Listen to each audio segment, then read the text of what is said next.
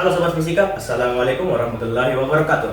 Kami dari tim Fisika akan mempresentasikan hasil penelitian kami yang berjudul Analisis Pengaruh Bentuk Sayap Terhadap Daya Terbang Pesawat Kertas. Sebelum kami melanjut ke presentasi kami, izinkan kami memperkenalkan diri dulu. Nama saya Nanda Izla Kinang Arifin. Saya Muhammad Safatul Ulum.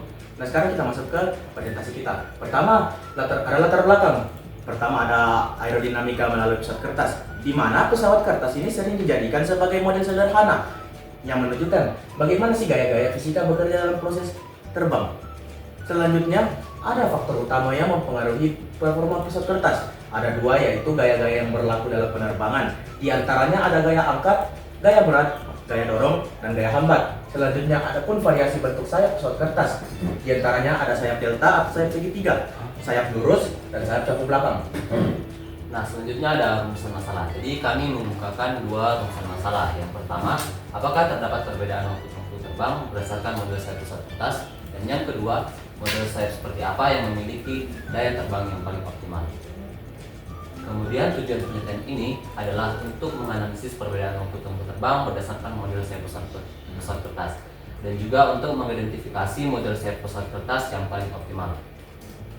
Nah, selanjutnya hipotesis. Jadi hipotesis kami terbagi menjadi dua. Yang pertama H0 dan juga H1.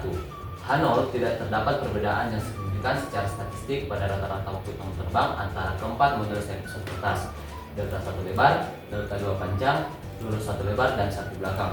Kemudian H1 terdapat perbedaan yang signifikan secara statistik pada rata-rata waktu tempuh terbang antara keempat model sayap pesawat kertas, delta 1 lebar, delta 2 panjang, lurus 1 lebar, dan 1 belakang. Kemudian metodologi. Nah, metode yang digunakan adalah kuantitatif eksperimen.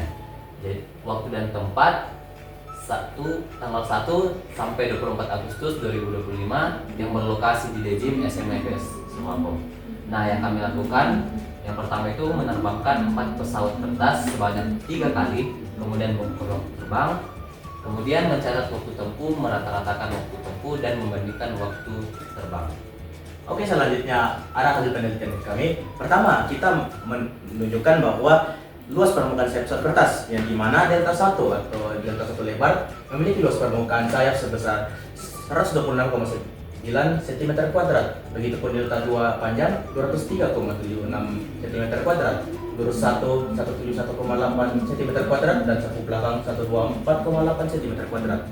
Selanjutnya ada hasil pengukuran daya terbang pesawat kertas. Dari keempat model sayap yang sudah diterbangkan sebanyak 3 kali, diperoleh waktu rata-rata tempuhnya. Delta 1 lebar memiliki waktu tempuh selama 1,64 detik, dilanjut delta 2 panjang 1,6 detik, lurus 1 4,09 detik, dan sapu belakang 1,25 detik. Selanjutnya kita melakukan uji ANOVA dengan menguji waktu tempuh pesawat. Ditemukan bahwa P-value dari ANOVA tes ini memiliki sebesar 0,01 atau lebih kecil dari 0,05. Selanjutnya adapun uji asumsi atau Levenes test diperoleh P-value itu 0,122 atau lebih besar dari 0,05, sehingga gagal untuk menolak hipotesis H0. Selanjutnya kita melakukan construct test untuk membuktikan apakah benar adanya perbedaan signifikan dan kita dapat menyimpulkan bahwa dari semua 4 model sayap diperoleh bahwa lurus 1 memiliki perbedaan signifikan dibanding bentuk sayap lainnya, yaitu delta 1, delta 2, dan saku belakang dengan nilai P lebih kecil dari 0,01 dan lebih kecil dari 0,05. Kemudian kesimpulan. Jadi bentuk sayap secara signifikan mempengaruhi daya terbang pesawat kertas. Penelitian ini menunjukkan bahwa sayap lurus adalah bentuk yang paling optimal.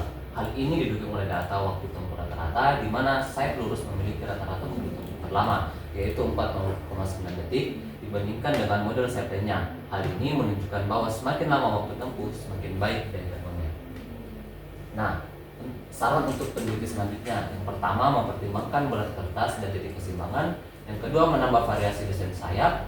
Ketiga, variasi rasio aspek sayap dengan memperhitungkan panjang dan lebar sayap pesawat kertas. Dan yang terakhir, melakukan pengukuran jarak. Oke, sekian saja dari kami. Kurang lebihnya mohon dimaafkan. Wassalamualaikum warahmatullahi wabarakatuh.